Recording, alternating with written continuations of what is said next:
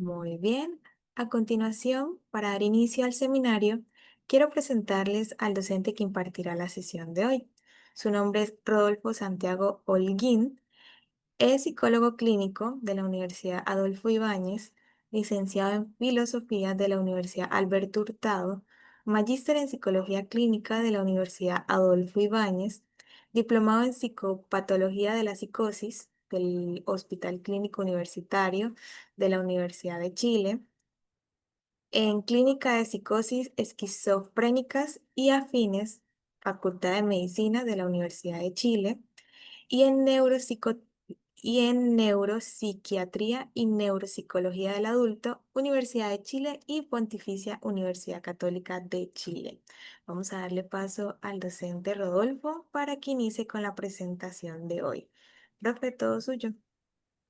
Sí, les pido que me esperen solamente 5 segundos, que estoy viendo un tema con el internet. 5 segundos.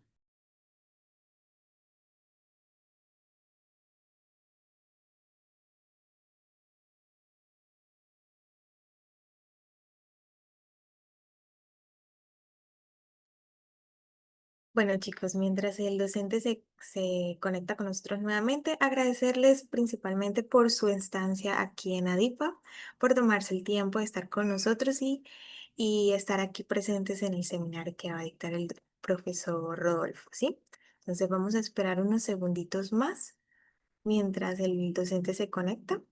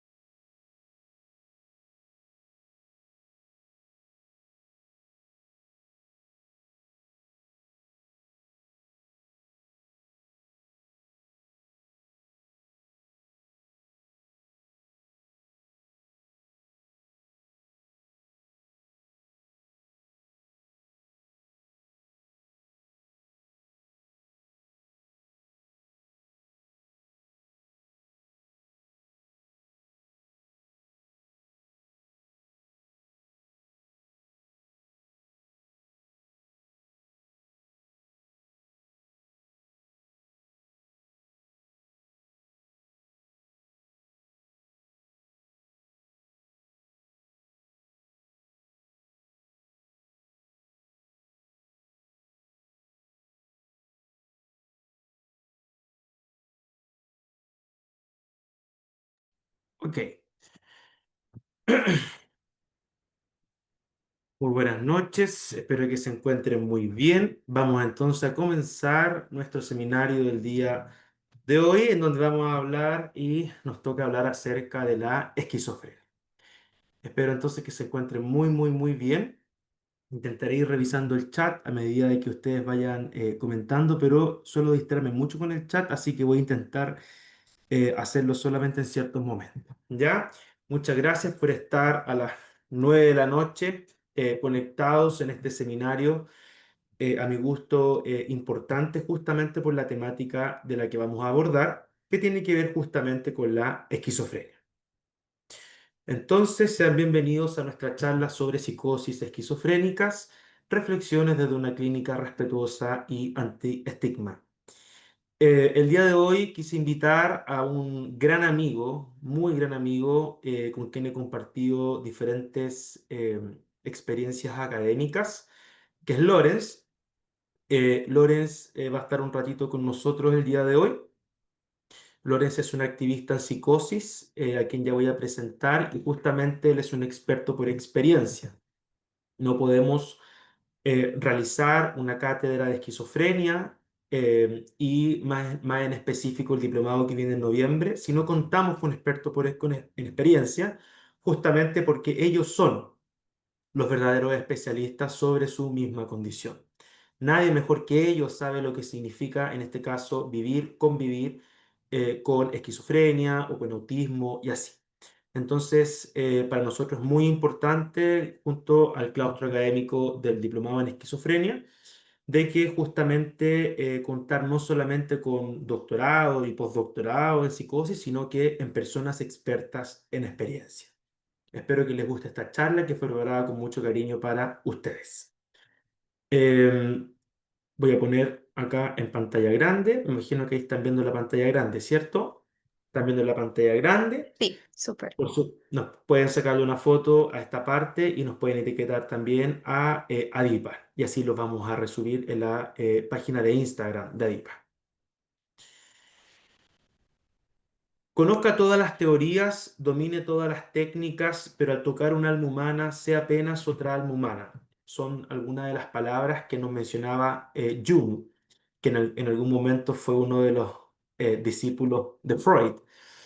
Esta frase me gusta mucho porque creo que representa justamente la clínica de las psicosis esquizofrénicas. Cuando estamos junto a personas que padecen de esta condición de salud mental, y digo padecen porque el 90% de las personas con esquizofrenia, y sobre todo cuando lo vemos en la clínica, o cuando y lo que también nos ilustran los papers y la investigación basada en evidencia, con grandes metaanálisis y revisiones sistemáticas, refieren de que las personas con esquizofrenia suelen sufrir mucho de el contenido de sus alucinaciones, por ejemplo, cuando hay voces que lo atacan constantemente o hay voces que hablan sobre ellos, que los ningunean, como me decía un paciente ayer, me mariconean y cosas por el estilo.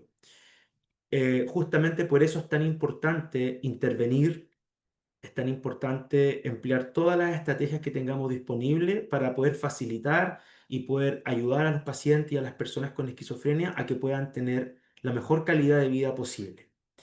Muchas veces nos radicalizamos con las teorías cognitivo-conductual de Aaron Beck, los lacanianos, con las teorías lacanianas, en torno a la psicosis, a las estructuras psicóticas, a la forclusión del nombre del padre o a las teorías fenomenológicas de los fenomenólogos existenciales o incluso algunas teorías sistémicas que hablan sobre esquizofrenia o la psicosis esquizofrénica en general.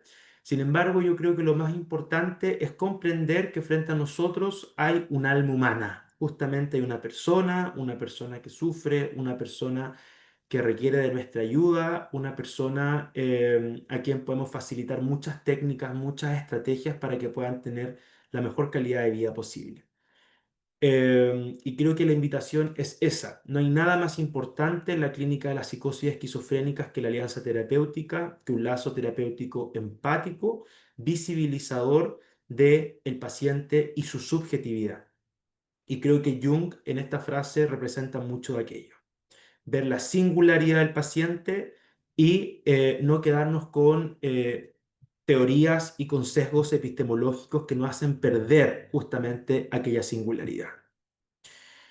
En un cerebrito de la izquierda pueden encontrar este concepto de healthy brain, que vamos a traducirlo como saludable o un cerebro control, ¿cierto? Ustedes saben que así como ha avanzado tanto eh, el mundo astronómico, astrofísico, la ciencia, también las neurociencias han tenido un amplio avance en el último tiempo. Al medio encuentran un cerebrito justamente denominado high risk, que tiene que ver con los estados mentales de alto riesgo, que es una entidad clínica, no es un diagnóstico, es una entidad clínica en donde podemos encontrar una serie de síntomas donde podrían haber eventualmente, por ejemplo, síntomas psicóticos atenuados, síntomas psicóticos breves, limitados e intermitentes, o incluso síntomas en torno al riesgo genético, el del GRD, por ejemplo. En palabras muy sencillas, son generalmente, no siempre, pero son generalmente adolescentes, ¿ok? Que presentan ciertos síntomas que son sutiles, que no alcanzan a ser, por ejemplo, un primer episodio psicótico vero, donde hay una pérdida completa del juicio de la realidad, sino más bien encontramos em, un episodio psicótico, o sea, encontramos un episodio prepsicótico subumbral que está debajo del umbral de lo que llamaríamos la psicosis, que no alcanza a ser psicótico, síntomas psicóticos como escuchar voces que desaparecen, de repente tú ves creencias extrañas que desaparecen, algunas que duran días, a lo más meses, pero que finalmente no hay una distorsión del juicio de la realidad en estas personas. Los estados mentales de alto riesgo generalmente estaban pensados en casos de psicosis, en, como les decía, adolescentes que presentan estos síntomas que no alcanzaban a ser un primer episodio psicótico, sin embargo, sí tenían probabilidades de transicionar o convertirse ya a un cuadro en el futuro más complejo, más grave, como podría ser denominada la esquizofrenia, que suelen ser cuadros más crónicos, ¿cierto? Entonces, justamente este concepto de estados mentales de alto riesgo nos invita a reflexionar sobre las intervenciones oportunas, eficientes y a tiempo, ya aunque suene redundante, porque sabemos que si intervenimos en estos adolescentes, en las adolescentes que tienen síntomas raros, que muchas veces son subdiagnosticados, con intervenciones, sabemos que si intervenimos con intervenciones cognitivo-conductuales, con psicoeducación familiar, eh, con una serie de estrategias para atenuar el estrés o en particular el distrés, la evidencia nos dice justamente que podríamos eventualmente retrasar un primer episodio psicótico, incluso no prevenir, perdón, incluso prevenir un primer episodio psicótico o mejorar el pronóstico en caso de que estas personas conviertan. No todas las personas que se encuentran en una categoría de estados mentales de alto riesgo, que es una entidad clínica, insisto, van a transicionar sí y solo sí a cuadros graves como la esquizofrenia. Sin embargo, uno de cuatro transiciona y tenemos que hacer las intervenciones porque uno de esos probablemente podría tener esquizofrenia en el futuro. Hoy día este concepto de ultra high risks o clinical high risks se ha ampliado y ya se habla de CHARMS. Ya no se habla necesariamente de estados mentales de alto riesgo que estaba asociado a estos cuadros prodrómicos de la psicosis, sino que de CHARMS, que es un poquito más amplio, que básicamente nos dice que esa persona que tiene estas voces extrañas, que tiene esta distorsión de la realidad, que es intermitente, que no alcanza a hacer algo por completo, podría también transicionar a otros cuadros, como trastorno de la personalidad, como cuadros bipolares, y no solamente condiciones dentro del espectro de la psicosis como la esquizofrenia. Entonces, estos estados mentales de alto riesgo, como aparece en el cerebro ilustrado al medio, es una clínica prospectiva donde intervenimos para mejorar los pronósticos a futuro o prevenir diagnósticos más severos y no retrospectiva en la clínica pasada cuando la persona ya transicionaba a un cuadro psiquiátrico más complejo y ahí el psiquiatra preguntaba generalmente cómo había sido su pasado y los padres le decían, sí, él desde la adolescencia escuchaba voces, después estaba bien y después escuchaba voces de nuevo y se vestía raro y tenía síntomas cognitivos. Tenía problemas de atención y problemas de memoria, pero después estaba bien de nuevo. Entonces, claro, no es una clínica que va hacia el pasado, sino que parte desde estos síntomas, desde la identificación de los síntomas sutiles para prevenir, porque sabemos que así como tiempo es cerebro, eso igual aplica a la psicosis. Y ¿por qué les menciono, les ilustro con los cerebritos? Porque justamente sabemos que desde los estados mentales de alto riesgo ya comenzamos a ver un deterioro neurobiológico, neurofisiológico, un deterioro cerebral. Justamente por eso es importante la intervención oportuna. Y en esquizofrenia, antes se pensaba de que las personas estaban endemoniadas, que la persona tenía un alma maligna que lo estaba invadiendo y comandaba su cuerpo. Hoy sabemos que es una condición de salud mental neurobiológica, es una condición neurobiológica, es un cerebro que tiene ciertas alteraciones y ciertas alteraciones como por ejemplo reducción de la sustancia gris, reducción de la sustancia blanca, en algunos casos podemos encontrar agrandamiento ventricular, también podemos encontrar algunas hipofrontalidades o incluso hay estudios que hablan de alteración en el cerebelo, hay estudios en torno a las microglías, a la neuroinflamación y así. Si bien cada vez más se está estudiando la esquizofrenia y cada vez más sabemos de la esquizofrenia, aún nos falta muchísimo por saber. No obstante, tenemos muy claro de que no es alguien como se pensó por años que está endemoniado y llamaban el exorcista para liberar a esta persona de los demonios y las personas nunca se sanaban. Y eso justamente se denominaban prácticamente que eran como resistentes a los exorcismos. Hoy día sabemos que es un cerebro que está de alguna otra forma con algún nivel de alteración. Bueno, les recomiendo leer un poquito este libro de la Amanda Marton que se denomina No quería parecerme a ti. Es un libro muy interesante porque es una periodista chilena brasileña donde habla ella de cómo ha sido su vida viviendo con una madre con diagnóstico de esquizofrenia, con los miedos de ella también de poder tener esta heredabilidad genética, ¿cierto? Esta heredabilidad.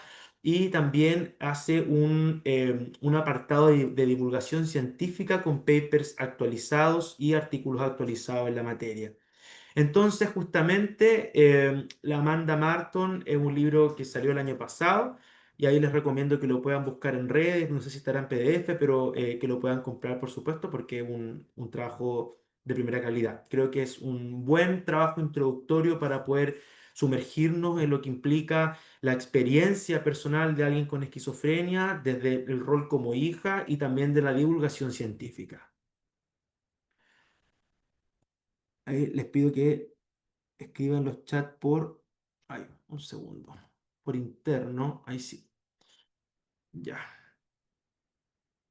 Están viendo ustedes, ok, y ahí a la izquierda está la página, están viendo la pantalla, ¿cierto? ¿Ustedes? Sí, Sí, ahí Carolina, estoy viendo la imagen de Carolina Chávez, con ella me voy guiando en la que tengo ahora ahí. A la izquierda el perfil de Lorenz. Está ahí Lorenz, ¿o no? ¿Está conectado Lorenz? sí, está conectado Lorenz Carrasco. Sí, sí Ol- lo puede bloquear un poquito, por favor. Listo. Lo convertí en coanfitrión. Ahí está, y puedo abrir el micrófono. Bueno, Ok. Ahí, al tiro Lorenz, te doy el pasito. Lorenz, ahí sale que hay 300 seguidores. Bueno, Lorenz, nosotros empezamos haciendo cursos en conjunto justamente de la expertise de experiencia de él. Él es un activista en psicosis y hoy día Lorenz es una persona muy conocida en redes sociales, con cientos de miles de personas que lo siguen en TikTok. Creo que ha llegado hasta videos con 1 millón de visualizaciones y en Instagram también tiene un amplio alcance.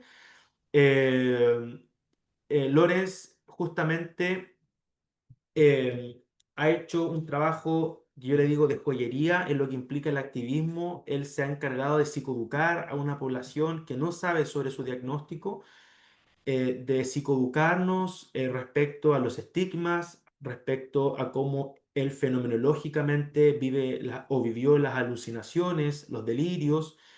Y yo me he dado cuenta leyendo los comentarios de esos posts que hay mucha gente que realmente quiere saber qué sienten, cómo lo haces, tomas medicamentos, quién te ayudó, cuáles fueron los principales estigmas que él vivió.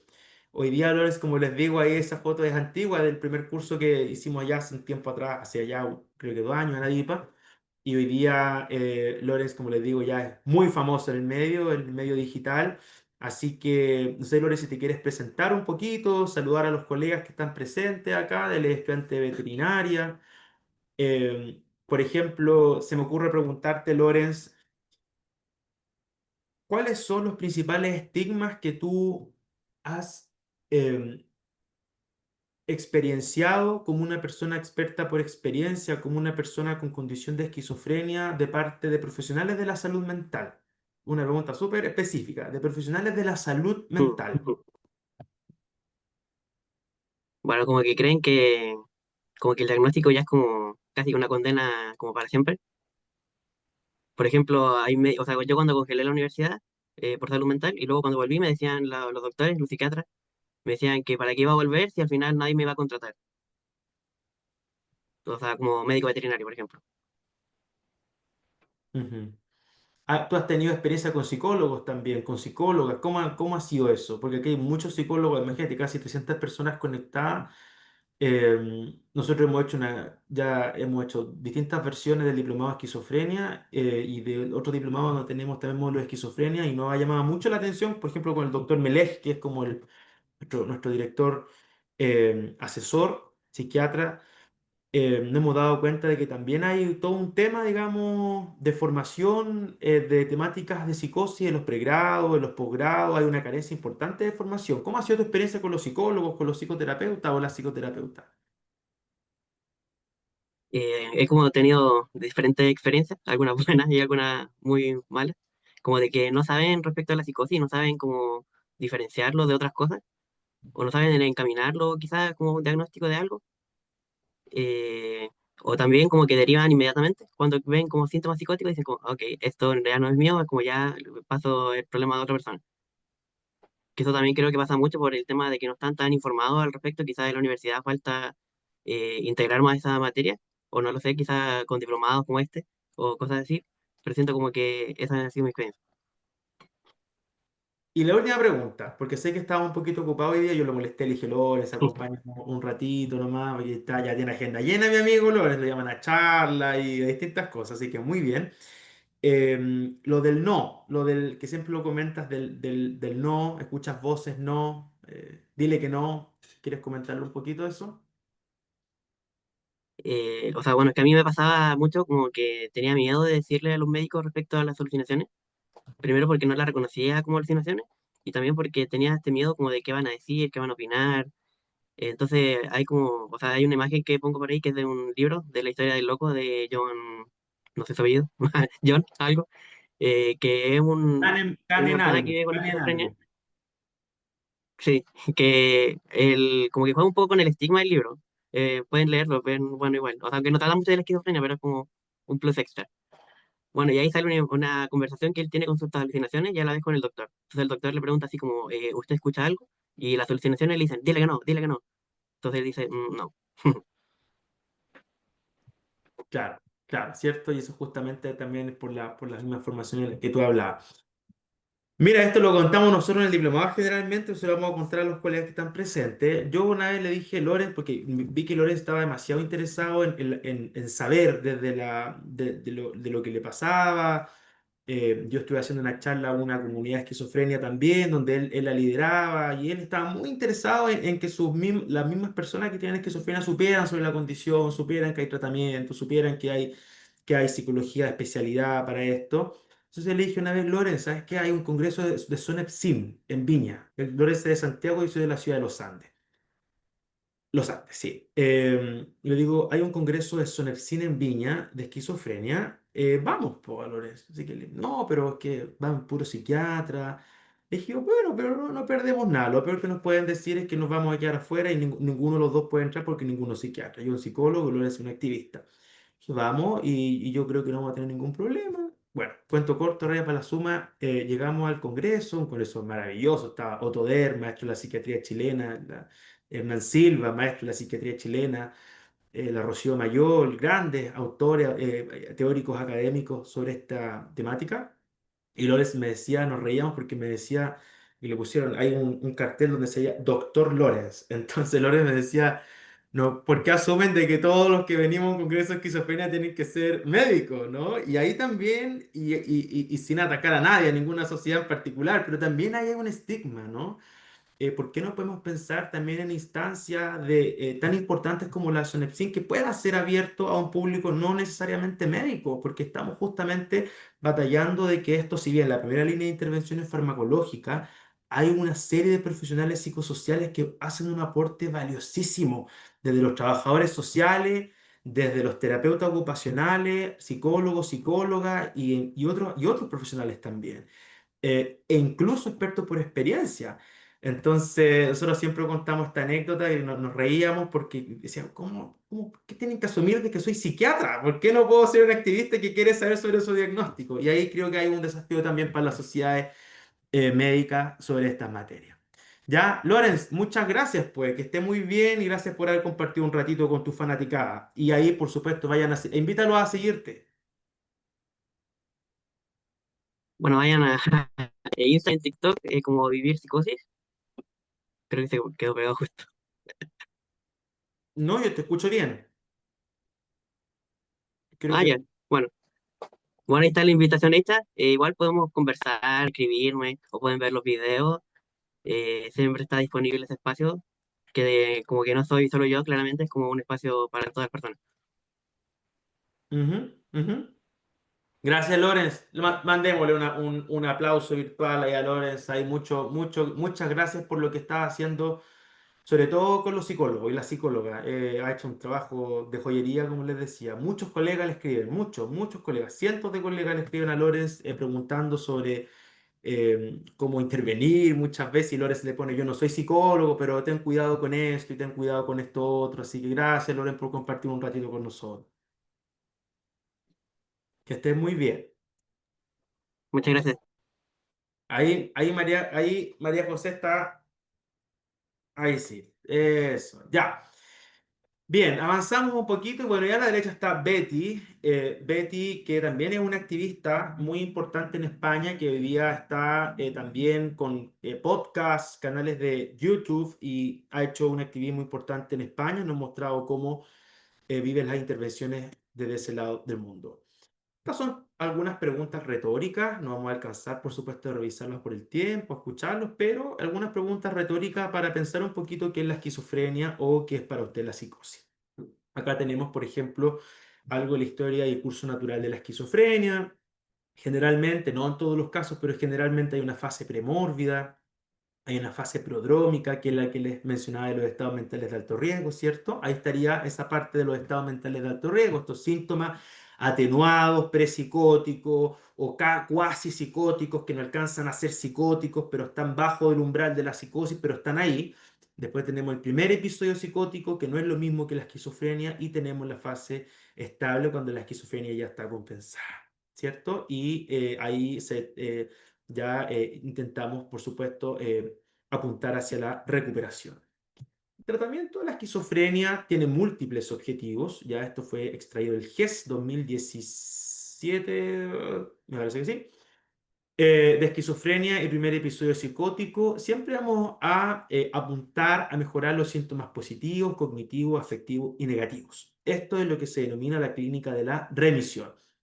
Síntomas positivos, como las alucinaciones, que son trastornos de la percepción, los delirios, que son trastornos del contenido del pensamiento, los síntomas cognitivos, como las alteraciones en la memoria, los distintos tipos de memoria, atención, distintos tipos de atención, las funciones ejecutivas, entre otras funciones alteradas. Hoy día es difícil no considerar a la esquizofrenia como una condición neurocognitiva.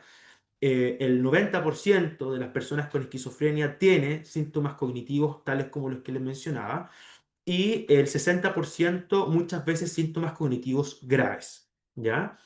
Asimismo, tenemos también síntomas afectivos, como puede ser ansiedad, incluso depresión, síntomas angustiosos y así, y negativos como la bulia, ¿cierto?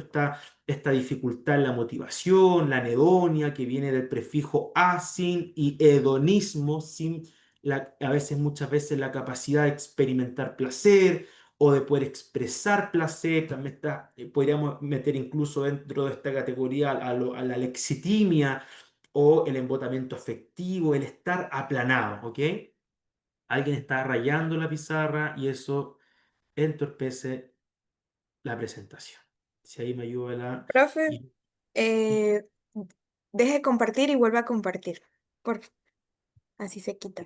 Me pidió algo difícil. Ahí sí.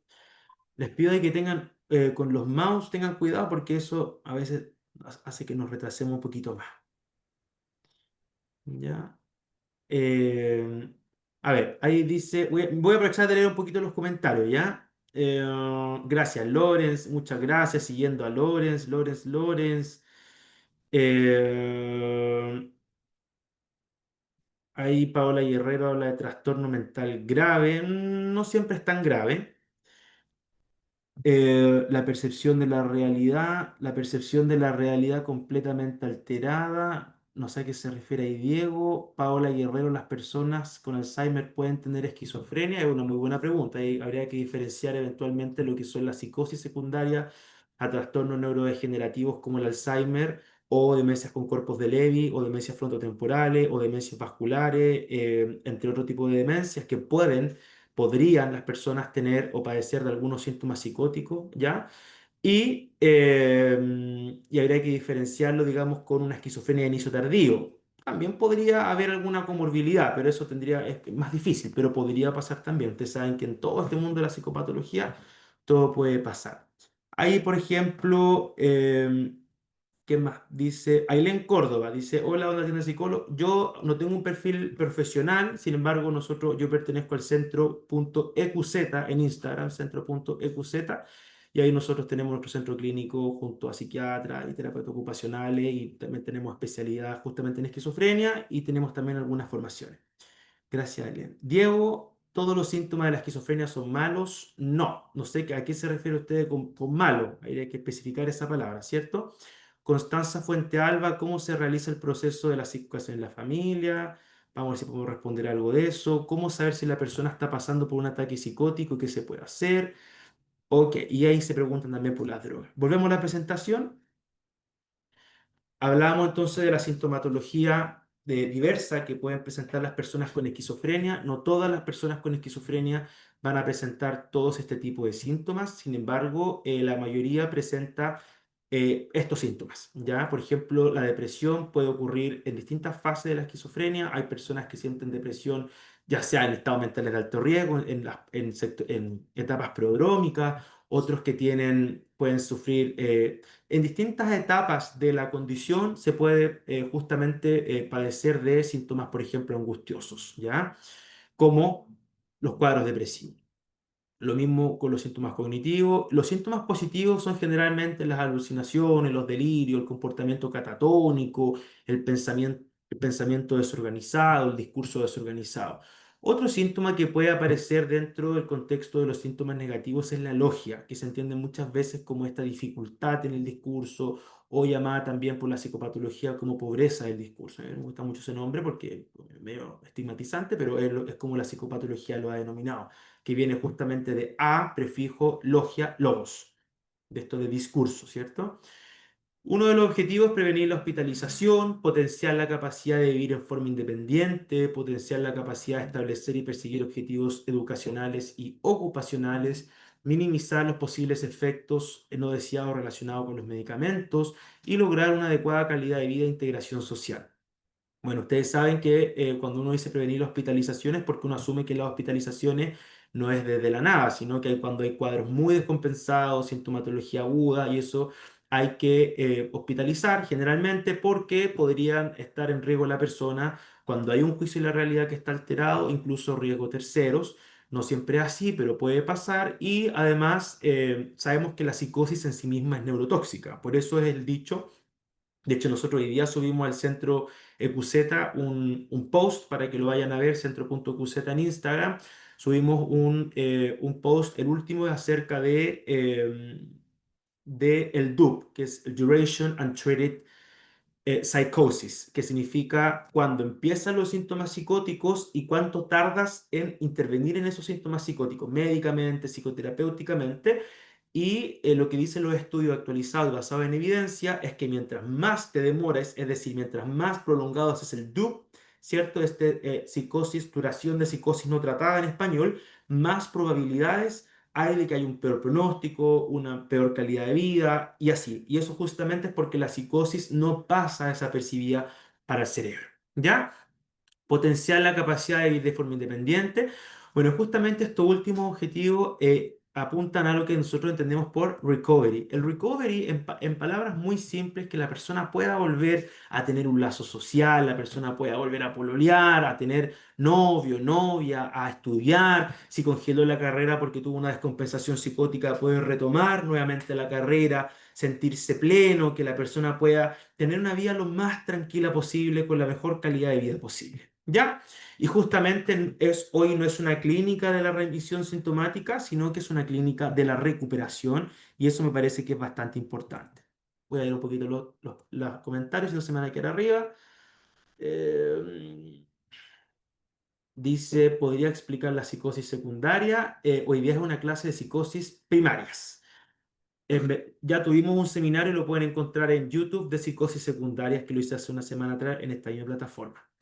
Esmeralda Jaimes dice, normalmente la persona en crisis esquizofrenia se ponen agresivos por sus alucinaciones e ideas delirantes, pero no como un rasgo sintomatológico del trastorno. ¿Es así? Algo vamos a conversar de eso ahora. Eh, Pregunta Astrid, si se estresan, ¿es peligroso? Pregunta Astrid, si Erika Palacios presentan depresión por el diagnóstico de esquizofrenia o por cuestión cerebral. Es una excelente pregunta esa. ¿Eh?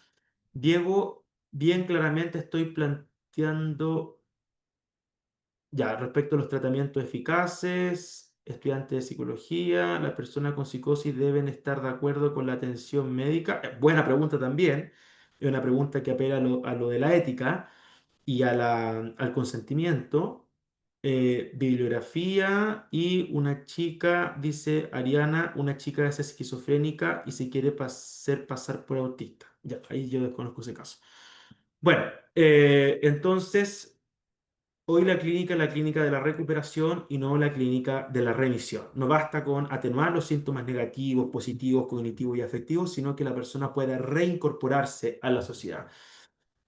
Tenemos una deuda histórica con las personas con esquizofrenia. Este ha sido por lejos, no lo digo yo, lo dice la evidencia, por lejos la condición de salud mental más estigmatizada de todas, de todo el espectro, del amplio espectro de las condiciones de salud mental, históricamente estigmatizada y justamente nosotros tenemos una deuda con las personas con esquizofrenia. ¿Cómo podemos saldar esta deuda? Estudiando, formándonos, empezar a abrirnos a este mundo de profesionalizarnos en el tratamiento de las personas con esquizofrenia, porque justamente si nos educamos podemos entregar herramientas y estrategias que están probadas que funcionan. Y también es parte de del compromiso de ADIPA que tiene con la salud mental de las personas con esquizofrenia. ADIPA se apostó, hizo una apuesta cuando yo les propuse al dueño de ADIPA, no tiene ningún curso de formación en esquizofrenia, ningún diplomado.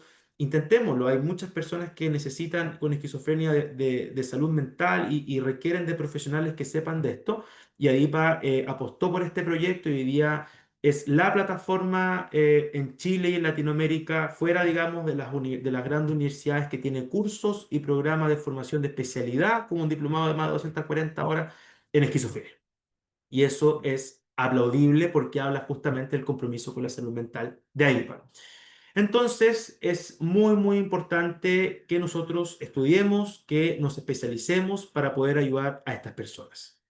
El estigma enferma más que la misma enfermedad. Esto más que una frase cliché, es así, esto está estudiado también. El estigma se traduce en distrés para el cerebro. Recuerden que el estrés se puede diferenciar en eustrés y en distrés. El eustrés suele ser este estrés que es más adaptativo, como el estrés que les genera a ustedes estar escuchando a otro a las 10 de la noche un día viernes. Todos queremos estar en la camita con un tecito, un cafecito, acostadito, viendo hasta el reality, cualquier cosa que ¿cierto? No nos colapse nuestro cerebro. Pero aquí están. ¿Por qué? Porque probablemente, y todos deben estar estresados, anotando cosas, memorizando otras, esperando a ver si se ganan el cupo para los programas de formación en esquizofrenia, pero es un estrés rico, ¿cierto? Es un estrés que nos moviliza, uno termina los seminarios y dice, pucha, aprendí algo nuevo, algo adquirí de la sesión y así. Pero el distrés es este estrés oxidativo, este estrés que genera inflamación cerebral, este estrés que atañe a la levadura del cortisol, este estrés que genera daño neurobiológico. Y el estigma generalmente está traducido como distrés para el cerebro. Y esto enferma más que la misma enfermedad. Hay que evitar usar palabras como esquizofrénico, loco, enfermo mental, enfermito. Alguien va a levantar la mano, no, pero es que los filósofos y los psicoanalistas hablan de la locura. Sí, pero son los filósofos y los psicoanalistas, ¿ya? Nadie entiende al filósofo y los psicoanalistas tienen también hay un submundo entre ellos, pero el común popular, todos entendemos que el loco es una palabra peyorativa. Entonces, por supuesto que desde la intelectualidad, si vamos a ir a un congreso de psicoanálisis, muy interesante, dicho sea de paso, vamos a entender que la locura no se ocupa desde una forma peyorativa, pero sí para el común popular, no academicista, no academicista o que no sean filósofos, ¿cierto?, que estudian estas temáticas, la palabra loco sí podría ser muy heterogénica para alguien con esquizofrenia, ¿ya? Sin embargo, aquí también podría haber algún tipo de debate, porque si hay comunidades de personas con esquizofrenia que se autodenominan los locos, ¿ya? Como locos por sus derechos. Entonces, claro, podría ser debatible, ¿ya? Podría ser debatible y siempre es bueno preguntar a la persona cómo quiere que lo llame. Quizás basta con Juan, Pedro, Diego, María, Catalina y es tela, no es necesario tener algún otro apelativo o otro tipo de palabra. No, a mí no me gusta hablar tampoco de esquizofrénico porque la esquizofrenia muchas personas la padecen. Entonces siento que hablar de esquizofrénico es encasillar a una persona como que su identidad completa fuera la esquizofrenia con todos los síntomas de los que estamos hablando. Y yo siempre digo que creo que las personas es mucho más que la sintomatología que pueden encontrar o que atañe a la esquizofrenia. O sea, puede ser una persona artista, una persona que tiene...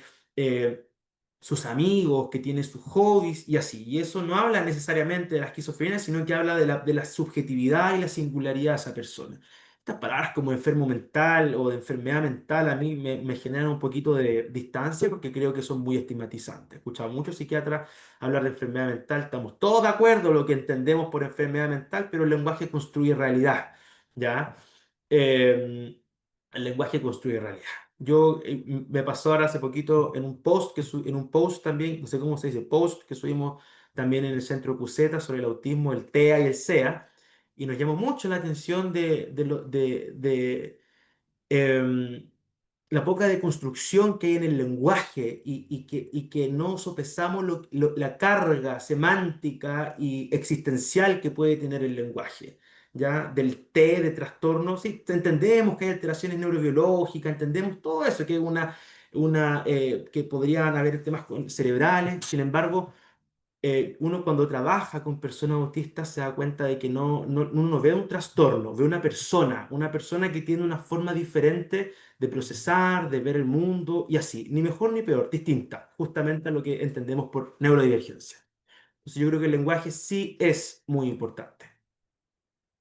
Es un mito que las personas con esquizofrenia en su mayoría son violentas. En la tele, en los diarios, cuando quieren ganar rating, siempre ponen ahí personas, o qué ponen, esquizofrénico, mató al vecino, esquizofrénico, mató de un martillazo, no sé qué. Entonces, nadie habla de que esas personas, porque probablemente están con una comorbilidad con trastorno por uso de sustancias severo, nadie habla que esa persona está sin ninguna red de apoyo. Nadie habla de que esa persona ha vivido un estigma toda su vida. Nadie habla de que esa persona no ha tenido ningún tipo de intervención porque los COSAM están colapsados y los hospitales psiquiátricos están colapsados. Nadie habla de eso. Entonces, si habláramos de eso, podríamos tener mucha más comprensión de ciertas situaciones.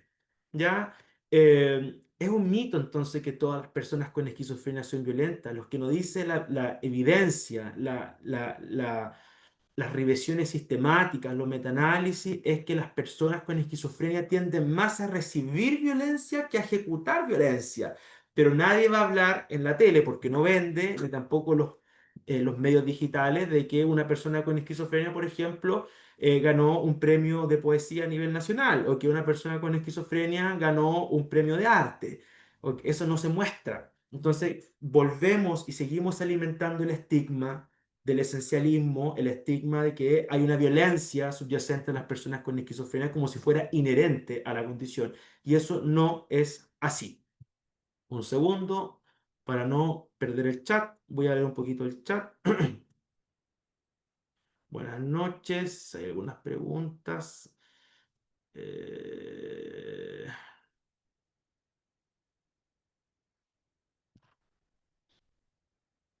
Cecilia Comesaña, buenísimo, súper didáctico, ok, gracias. Gabriel Belmonte, sería ideal que alguna vez el Servicio de Protección Infantil pueda poner ojo a desarrollar una oferta programática especializada para atender a niños, niñas y adolescentes con trastornos de salud mental para los procesos de intervención familiar judicializados por los tribunales porque no existe importancia a este perfil.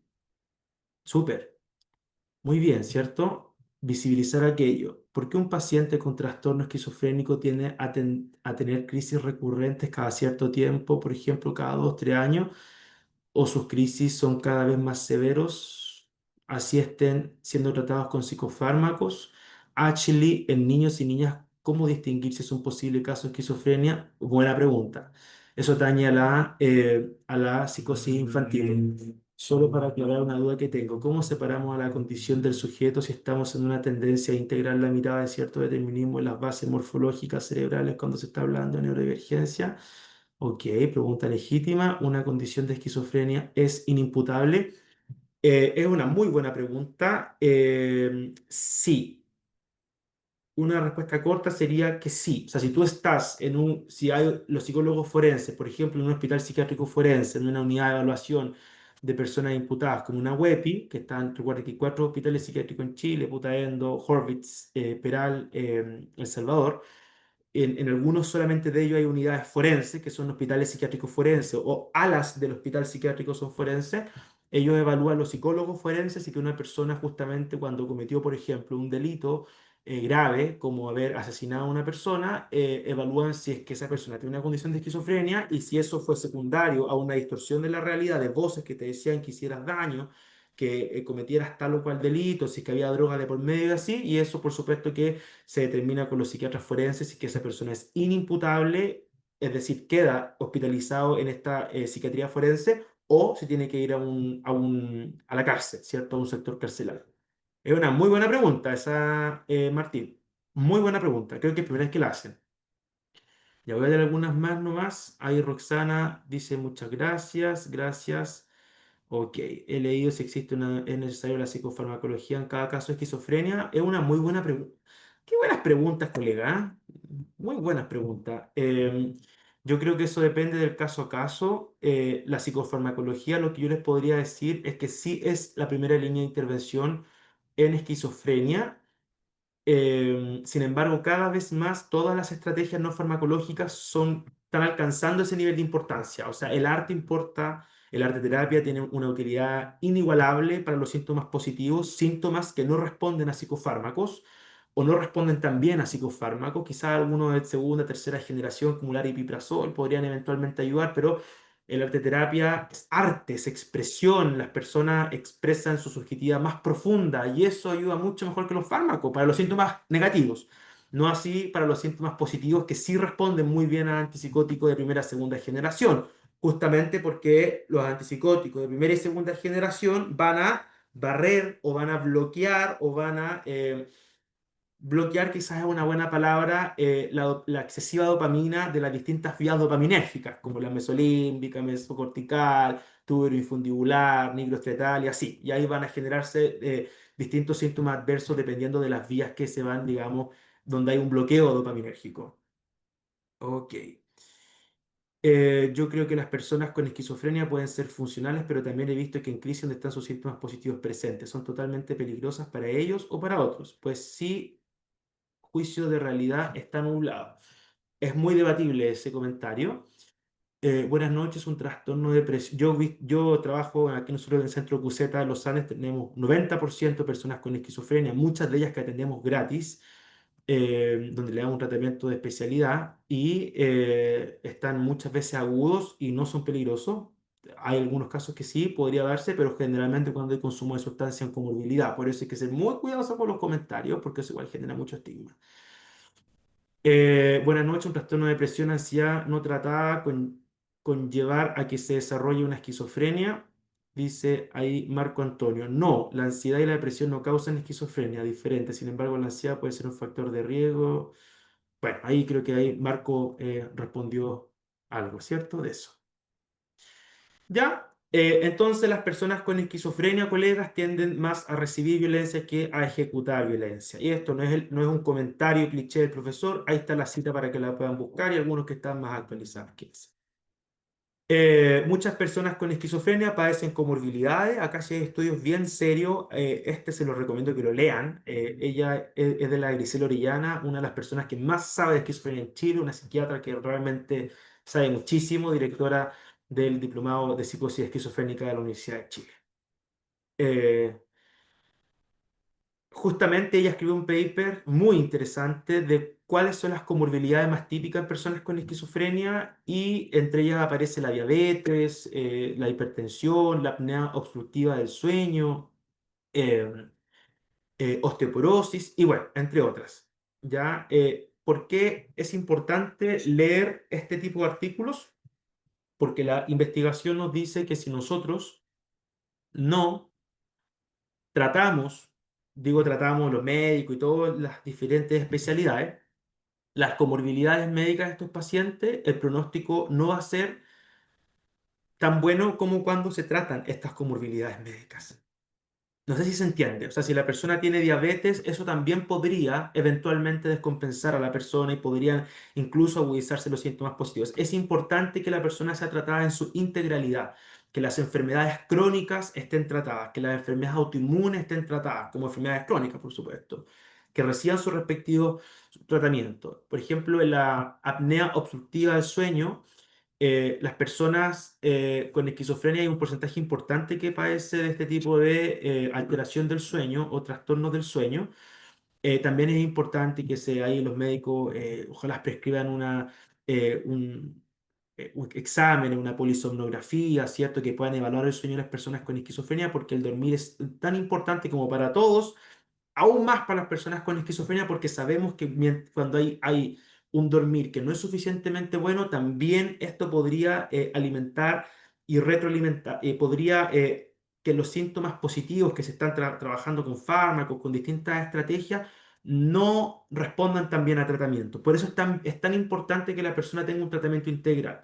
Otros estudios respecto a la diabetes dicen que hay cierta genética compartida entre esquizofrenia y diabetes, entonces no se sabe si primero el huevo o la gallina, ¿ya? Y eso justamente debido a que hay muchas personas con esquizofrenia que padecen de diabetes, entonces es importante tratar la diabetes, o que tienen esquizofrenia y tienen epilepsia, o que tienen eh,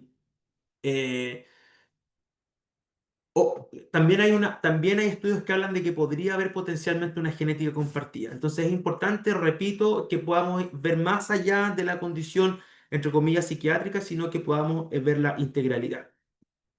Muchas hospitalizaciones por psicosis son secundarias al consumo de marihuana y a otras sustancias. Esto es súper interesante porque me decía un psiquiatra amigo que trabaja en el Horvitz en Santiago que muchas hospitalizaciones, muchas, justamente son de adolescentes o de adultos jóvenes que generan cuadros psicóticos secundarios al consumo de marihuana. Eso no es esquizofrenia.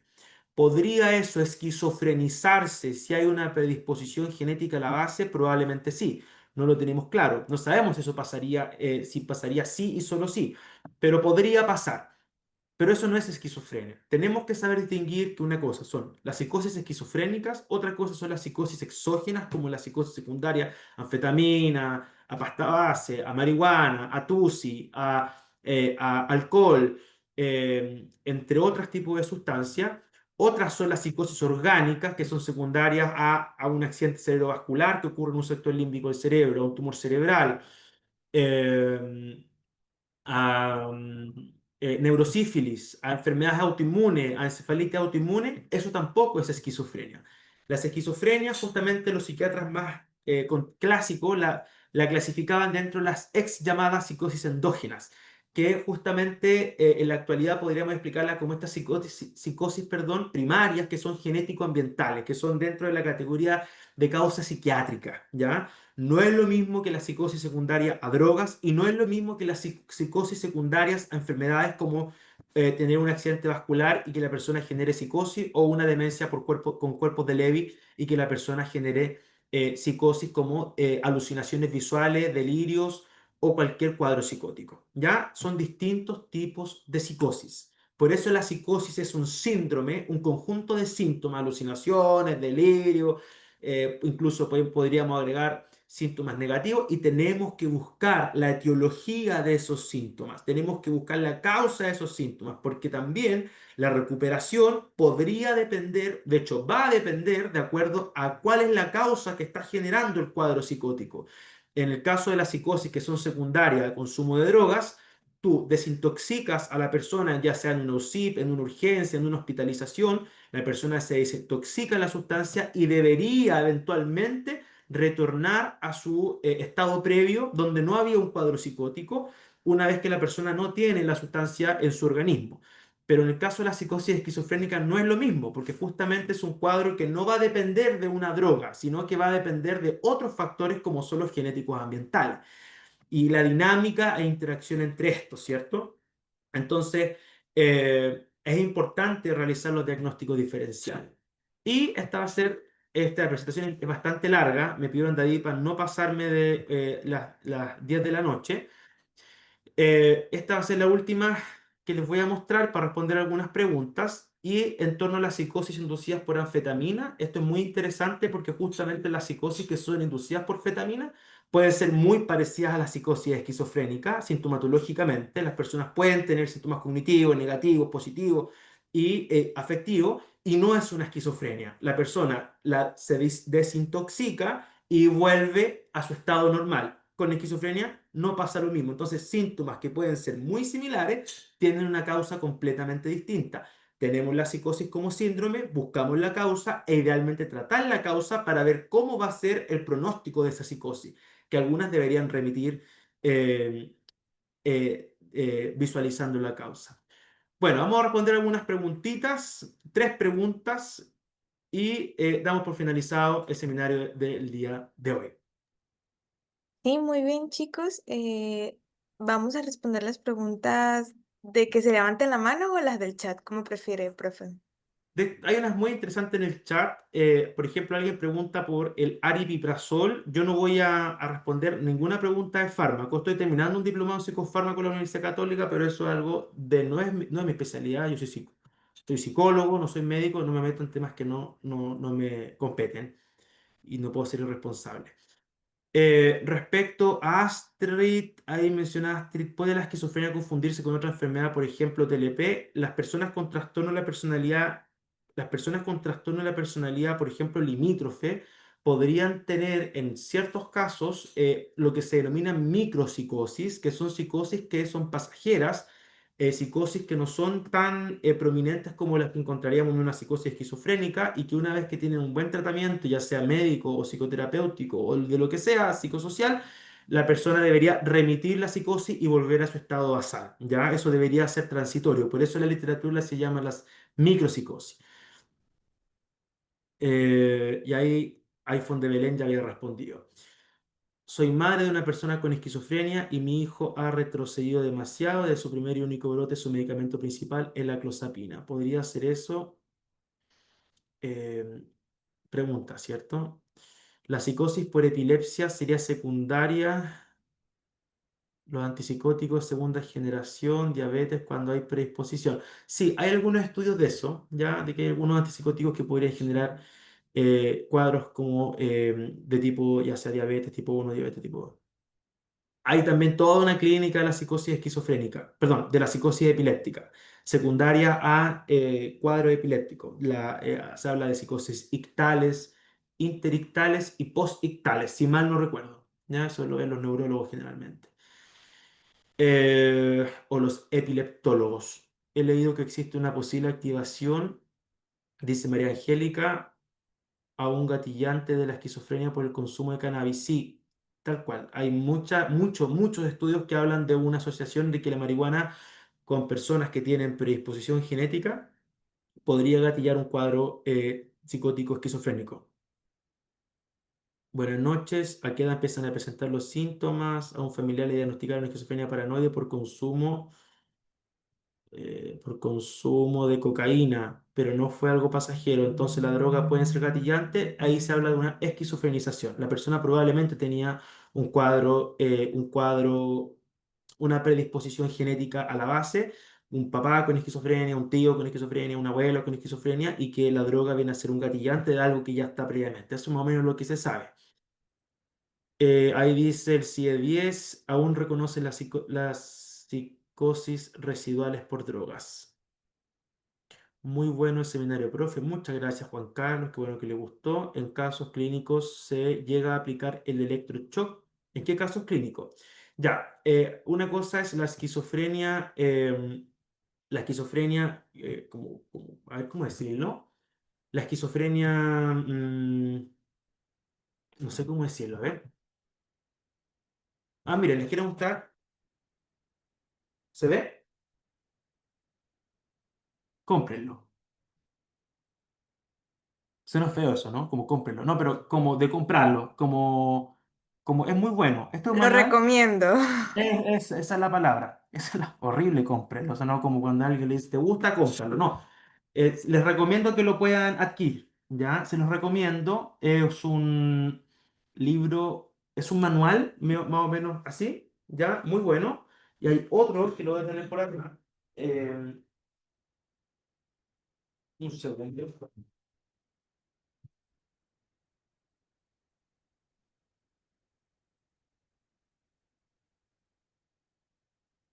No sé dónde lo dejé, pero hay otro que es muy bueno que se llama Comorbilidades en Psicosis. Ese creo que lo pueden encontrar en la librería Mediterráneo.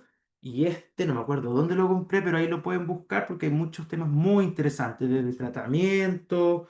Creo que también la Mediterráneo, dice María José Salazar, ¿o no? Está diciendo que también ahí lo pueden encontrar. Bueno, alguien había preguntado. Ah, electroshock. Ya, a ver. Vamos a hablar de esquizofrenia normalita, esquizofrenia resistente a tratamiento y esquizofrenia ultra resistente a tratamiento.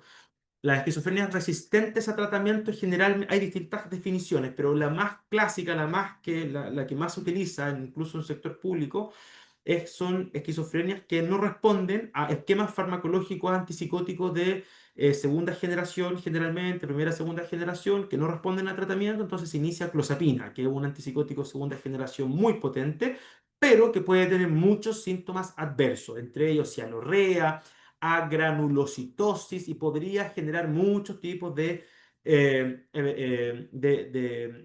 síntomas adversos, entonces se reserva para esquizofrenia resistentes a tratamiento, pero es un antipsicótico muy poderoso que requiere una supervisión médica constante, hemograma, exámenes de sangre de otros tipos, haya, digamos, un seguimiento médico. Entonces eso se usa con mucha cautelosidad. Y también están las esquizofrenias ultra resistentes. ¿Cuáles son esas? Ah, pero no pueden prender ustedes los micrófonos. Ya. Las esquizofrenias ultra resistentes a tratamiento son las que generalmente cuando no funciona la clozapina y ahí lo que se tiende a realizar en Chile y en otros países, en Estados Unidos, en Australia, es el uso de terapia electroconvulsiva.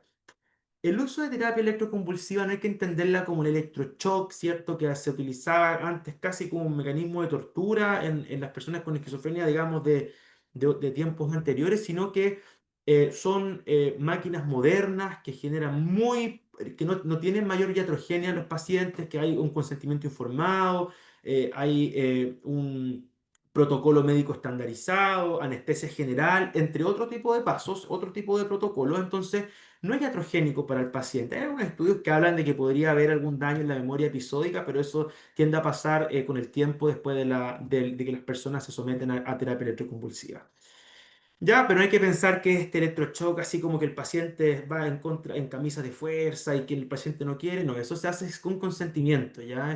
Y hay un consentimiento familiar, hay todo un protocolo con sesiones, con distintos especialistas, con psiquiatras que están ultra capacitados, no cualquier psiquiatra, tengo entendido, puede realizar este tipo de intervenciones, sino que tiene que tener como unos fellows en este tipo. Por ejemplo, yo sé que la doctora Libuy, que es profesora de nuestro diplomado, la psiquiatra Javiera Libuy de la Universidad Católica, tengo entendido que ella es especialista en terapia electroconvulsiva y ella emplea aquello. Ahí los que estén en el diplomado le podrán preguntar directamente a ella, ¿cierto? Son estrategias muy avanzadas de neuromodulación. Ok, estoy leyendo los últimos comentarios para que no se me quede ninguno. Sí, la terapia electroconvulsiva también se utiliza para trastornos depresivos graves, TOC graves, trastornos bipolares graves y otros más que no recuerdo para qué está recomendada.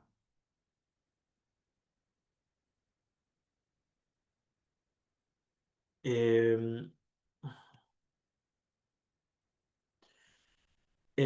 es cierto que la mayoría de los hospitales psiquiátricos están muy viejos y de una infraestructura deficiente. Pregunta genial, ¿eh? ¿No? Esas preguntas que hay que... O sea, no sé, chiquillos, a ver, si quieren hablar de esto, podemos hablarlo. Yo hace un tiempo atrás estuve en el psiquiátrico Putaendo y eso es parece un psiquiátrico público, un hospital psiquiátrico extraordinario, o sea, como una clínica de las más privadas, mejor, y una infraestructura increíble, psiquiatras, psicólogos, psicólogas, terapeutas ocupacionales, TENS, facilitadores, tutores. Yo pensaba a ratos que era prácticamente como un hotel 5 estrellas, con las mejores de las mejores calidad, digamos, para que las personas pudiesen estar hospitalizadas. Entonces, y es un hospital público, psiquiátrico público. El Horvitz me parece que es un poquito más antiguo, pero el Horvitz sigue siendo hoy día el pionero en psiquiatría en Latinoamérica. Ya, no voy a responder más preguntas capciosas, ¿ah? No me tener problemas, después me va a llegar una demanda de los hospitales psiquiátricos por andar. Ya, la TEC la hace el médico psiquiatra y médico anestesiólogo, junto a un enfermero, responde Tamara. ¿Qué señales tempranas en niños y adolescentes podrían indicar riesgo de esquizofrenia? Estoy viendo las preguntas que pueden responder ahora, ¿ya? Voy a darle las últimas dos. Es cierto que la mayoría de hospitales psiquiátricos, el Peral era así, no sé cómo está ahora. No sé cómo yo no sé. Horvitz además es un referente nacional. Sí, por supuesto. Los cuatro hospitales psiquiátricos que hay en Chile yo creo que son referentes latinoamericanos. Los cuatro. Los cuatro son muy buenos hospitales psiquiátricos donde trabajan profesionales de primera línea y están ahí. ¿Ya? Ok. Ahí dice Yamaliel, acá en México se están cerrando los hospitales psiquiátricos públicos argumentando que el cuidado familiar y comunitario es lo mejor. Ya, yo ahí también podríamos debatirlo extendidamente. Yo creo que hay pacientes que necesitan estar hospitalizados. Y justamente no hay que entender la hospitalización psiquiátrica como algo tétrico, donde hay psiquiatras de blanco, así como que quieren... no, esa cuestión es una caricatura que ya no pasa, seguramente pasó, pero hoy día no. O sea, la hospitalización psiquiátrica es necesaria en algunos casos, lo que no quiere decir de que estemos apuntando a una clínica de la recuperación, que es comunitaria, que es social, que es de inclusión, que es de sumergirse, de resumergirse en el espacio social, que es justamente lo que más funciona. Pero hay casos graves que requieren de hospitalización psiquiátrica, no solamente en esquizofrenia, y más aún en la pandemia de salud mental que estamos viviendo, que está fuera de todo control en Chile y Latinoamérica. No sé cómo están las estadísticas en otros lugares del mundo, pero Chile y Latinoamérica en general eh, fuera de todo control. O sea, está todo fuera de control. Es un tema que no está siendo abordado. O sea, creo que se hace lo mejor con lo que se tiene, pero aún hay muchísimos desafíos que se requieren, que se necesitan en políticas públicas para abordar toda la cantidad de problemas graves de salud mental que hay. Yo trabajo afortunadamente en el servicio público, entonces me puedo enriquecer también de la clínica del servicio público y es impresionante lo que se ve todos los días, personas que las ves una vez al mes graves y no hay ni un alfiler de espacio para poder verlo. Ojalá una vez a la semana, o sea, imposible, porque son 350 pacientes que tenemos los psicólogos en el servicio público. Aprox, estoy lo que tengo yo hoy día en el servicio público. Entonces, es muy delicado lo que está pasando en... Yo hablo de Chile porque yo soy de acá, hay algunos que son de México, Colombia, pero está fuera de todo control las problemáticas de salud mental y problemáticas graves. Así que felicitaciones a todos los colegas que se están hoy día a las 10 de la noche en este seminario, porque eso, psicoeducarnos, permite que ustedes en sus espacios clínicos puedan facilitar ayuda a las personas que sufren. La palabra paciente viene de patient, que significa persona sufriente. Ver un alma humana en la otra alma humana que sufre. Muchas gracias. Voy a responder una pregunta de las que están con las manos levantadas y vamos a dar por finalizada, ¿cierto?, esta sesión del día de hoy. Y vamos a escuchar a Ashley Guayacu, no sé cuál, Guayacu, Bueno, Ashley. vamos a abrir el micrófono, Ashley, a ver si puedes. Buenas noches, ¿me escuchan bien? Sí, Pues yo sí tengo varias preguntas, entre esas, digamos, ¿qué terapias se pueden implementar en un caso de esquizofrenia? Y la otra pregunta que me surgió es, ¿los fármacos pueden afectar la conducta de la persona?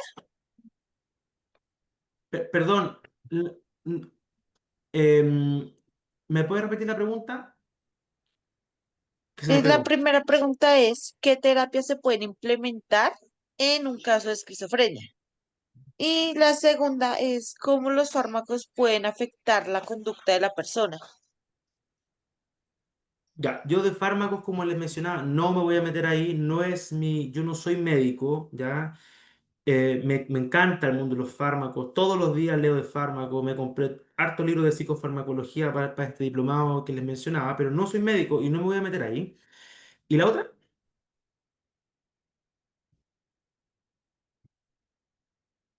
Ya, ya para que ahora traes el micrófono.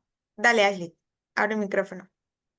¿Qué, qué terapias se pueden implementar en sesión frente a un caso de esquizofrenia? Generalmente esquizofrenias que están estabilizadas cuando hay un tratamiento médico subyacente, la terapia psicoterapéutica, si que usted es psicóloga, la más que tiene más evidencia es la terapia cognitivo-conductual. Y aquí voy a hacer un comentario respecto al psicoanálisis clásico, lacaniano, porque muchos psicoanalistas lacanianos hacen un trabajo extraordinario también los lacanianos. ¿Ya? Yo hice harta formación en psicoanálisis lacaniano, me encantaba Lacan. Tenía una frase que era: no retrocedan ante la psicosis, porque Freud decía los pacientes psicóticos no son analizables justamente porque no se dividen, no hay una división subjetiva que se requería para entrar en estas neurosis de transferencia, no eran neuróticos, ¿cierto? Lacan dice, no, Lacan, o sea, el gran Lacan dijo, no, no retrocedan ante la psicosis. Y Lacan tiene una clínica maravillosa en torno a la psicosis, y si bien hay algunos medio fanáticos también de teorías basadas en evidencia que dicen que no está basada en evidencia, no es iatrogénico, yo he utilizado algunas técnicas, a los pacientes les sirve, es bonita la clínica lacaniana. La teoría es chino, ¿cierto? Para entender eso hay que leerse todos los seminarios y cursos, diplomados en psicoanálisis, pero eh, me parece que es bastante interesante lo que hacen los lacanianos con los cuadros psicóticos. Pero si usted me pregunta, ¿qué es lo que está basado en evidencia? Las teorías cognitivo-conductuales de segunda generación y de tercera generación. De segunda generación les recomiendo leer el libro de Aaron Beck que se llama Esquizofrenia del 2010, si no me equivoco, y de tercera generación hay un libro que se llama ACT, que son estas terapias de la flexibilidad, ¿cierto? Para recuperación de personas con psicosis. Maravillosa también.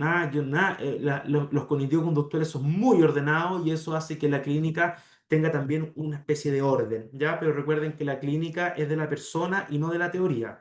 Muchas veces la persona requiere estrategias que no hay que ser un hiper especialista para aplicarlas. Requiere empatía, consideración, requiere flexibilizar.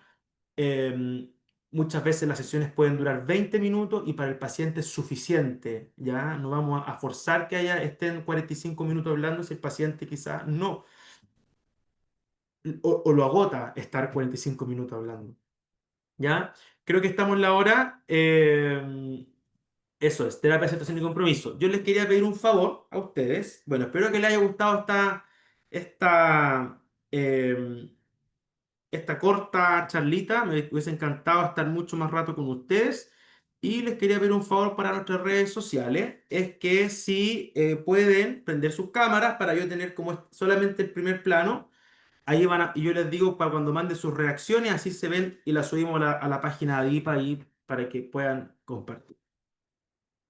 Yo les voy a decir a la cuenta de tres.